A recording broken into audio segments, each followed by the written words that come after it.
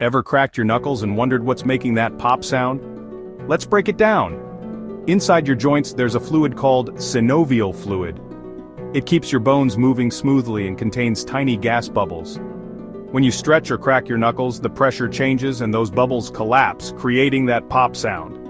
And no, cracking your knuckles doesn't cause arthritis. Studies show it's harmless, unless you overdo it and strain your joints.